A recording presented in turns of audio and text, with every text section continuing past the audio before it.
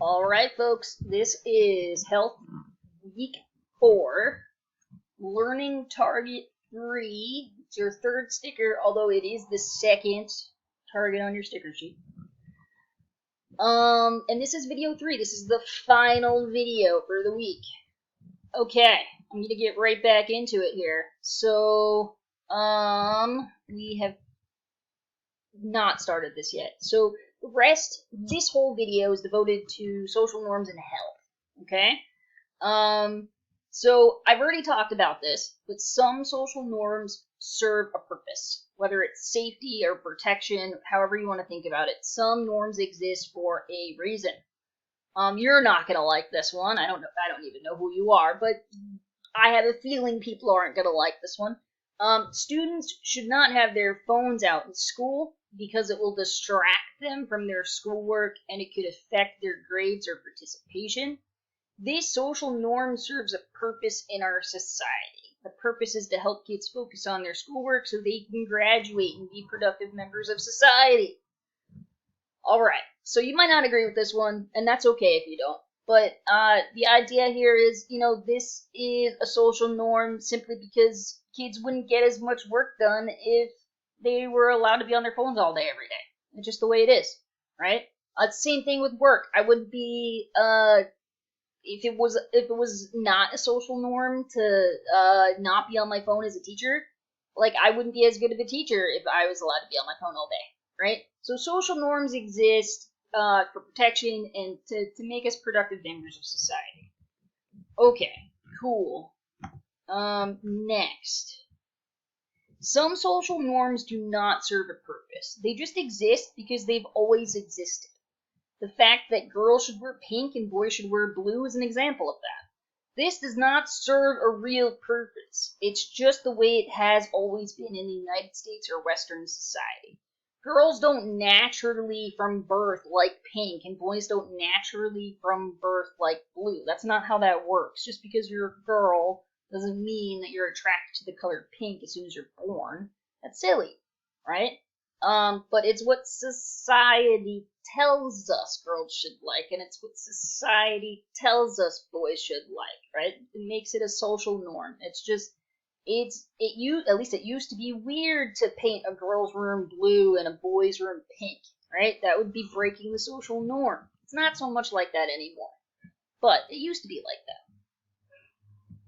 The most important thing to understand about social norms is that breaking them over and over again can cause emotional and psychological harm. And I'm going to explain this because that statement in and of itself might confuse you. So keep on listening here. When I was younger, I is me, Christy. Hi, your teacher, right here. When I was younger, I was harassed. I was called, I'm not sure if I want to use that word on YouTube, but you can read it. I was called that multiple times in my life. I've been hit a few times because of how I dress. I've been physically removed from public restrooms because people were uncomfortable by me.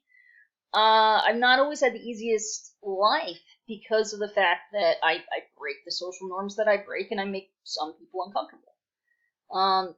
It's not easy to get up every day being different from everybody else, or to be the one that's like looked at as the oddball, right? Okay. So I can't say this from experience because I'm not native, but I imagine it's the same for people who identify as native. The culture is very different from Western culture, and because it's so different, it means that you're constantly breaking Western societal norms just because of who you are and how you were raised, and your norms might not be the same as Western norms, right? So being the only native or one of very few natives in a classroom or in a community can be emotionally and psychologically exhausting, right? It just means that it can be really, really tiresome and hard, and it can take a toll on you, just like it could take a toll on me for constantly dealing with harassment or constantly having to explain to people why I am the way I am or how I look, why I look different, or any of the other silly questions that people constantly ask me.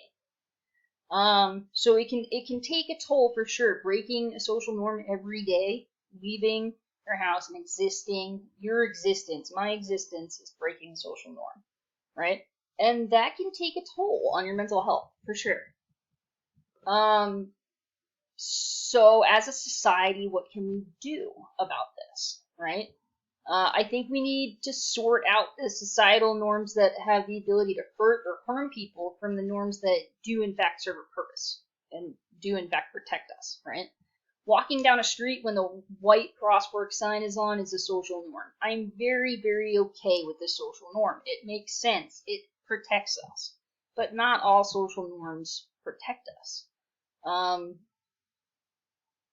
So you have to, like, again, pulling them apart from each other and saying, well, which ones are good and which ones are actually bad and not great.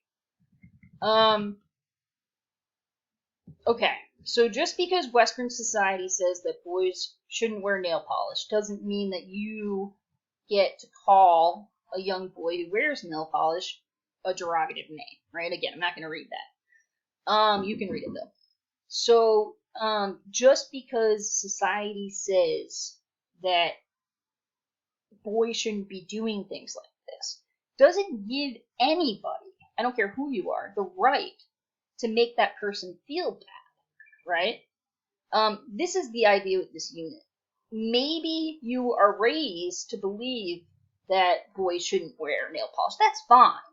We live in the United States, though, so everybody has the right to wear nail polish or not. I don't care if you're a boy or you're a girl, or you're a cat or you're a dog. Everybody has the right. Right? Okay, so bringing the cat and dog into it's a little weird. But I'm saying that you as a person should think about some of the things, one, that come out of your mouth, and some of the things that you like. So what is a norm to you might not be a norm to the person sitting next to you, right? And you can really hurt people just with words. Trust me, I've been there. I've been hurt with words, and sometimes it's really not easy, especially when it happens over and over and over and over again, right? Okay. So, just because, and this is another example, just because Western society says that when you're angry you should speak up and yell, does not mean that when all people are angry, they speak out and yell. I know in the Native American community, they do the opposite. It's typical for people to shut down and be quiet if they're angry, right? So I shouldn't assume as a Western person that all of my students are happy and not angry if they're not screaming and yelling.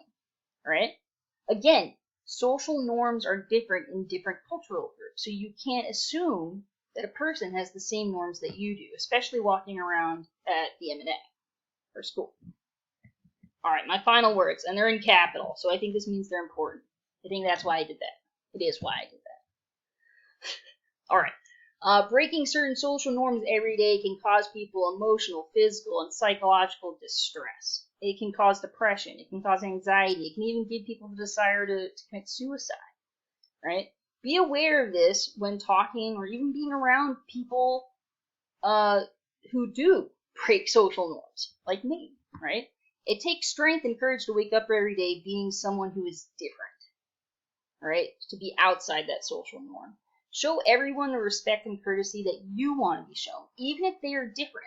Just because someone acts or looks different than you, it does not mean you get to harm them or you get to treat them differently. Just because a societal norm says you shouldn't be this way doesn't mean that you necessarily have the right to tell people, to make people feel bad, right? Okay, so I'm going to go back to my last few questions here. All I'm going to do is read them. Again, the wrong document. I keep clicking on the wrong document, people. Actually, no, this is the right document. What am I saying?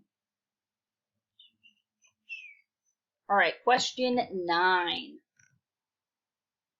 Pick a social norm that was not, I should make this capital, and I'm going to do it right now, not mentioned, and describe in 1 or 2 sentences how that social norm can cause a teen to make a good decision about their life or their friends' lives. Because again, not all social norms are bad. 10. Read all of the slides again. Pick a social norm that, again, was not mentioned and describe in 1 or 2 sentences how breaking that social norm can hurt a teen emotionally, physically, or psychologically. So in this example, a person breaks a social norm. Breaking it doesn't hurt them, right? But maybe people's reactions to them breaking it hurts, right? So again, I break a social norm when I walk outside my door. I'm fine the way I am. I like myself, guys. I do. I'm pretty happy with who I am. I am. I don't like it if someone screams at me derogatory names and makes me feel bad for being the person I am. That I don't like. So this is the kind of situation you're describing to me here for question 10. Question 11, come up with a social norm for teens that was not mentioned in the slides or in the video. Try to come up with, actually there was no video. I didn't make you watch the video.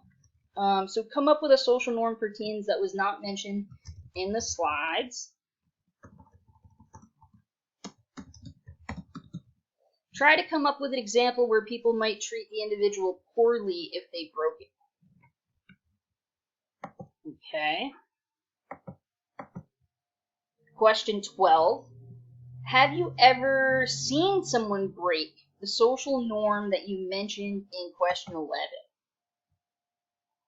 If so, describe how the person broke it and what the response was of the people around them. If you have never seen someone break this specific norm, again, it's the one you're mentioning here in question 11, describe how you think people would respond if someone broke it. Question 13, if someone broke the social norm every day for years, how do you think it would affect their overall health and wellness? So if they broke it every day for years, how would it affect their health or wellness? Question 14, if you said that breaking the social norm every day would negatively impact a person's health, do you agree or disagree with the person doing this every day? So for this question, again, let's use me as an example. If you said that breaking the social norm every day was negative, so if me waking up every day, putting on man's pants, having a man haircut, if you say that's negative, do you think I shouldn't do that anymore? Do you think that I should stop? Right? I will say this for this question. The answer should be no, right? I'm not going to stop being who I am because there are people out there whose norms are different than mine, right? I am not going to stop being who I am. And the reason for that is because I will do more mental health damage. I will do more damage to my mental health if I stop acting the way that I'm naturally, the way that I am naturally. I will do more damage to myself if I stop than if I continue to exist the way I exist and people hate me for it. But I don't want to know what I think. I want to know what you think about this one, guys. Lastly, question, all right, there's two more. Finally, what could we do as a society to help people that do not fit within social norms? And then last question, describe one social norm that might just be relevant to your specific family or culture and not Western society as a whole. So for the native students in the class, I'm really curious to hear what you guys have to say about all of this, right? Because again, the native social norms are going to be, I know, and I'm not even native, are pretty different than a lot of Western social norms. So I want to know one that might not be on our list, might not be a Western norm, but something that you consider to be a norm. That's it. That is the assignment this week. You get these questions in, and you've earned your third sticker. So let me know if you have any questions. I'm always around, happy to help, and good luck getting your work done. Peace. See you later, guys. Oh, and I miss all of you. I do. Bye.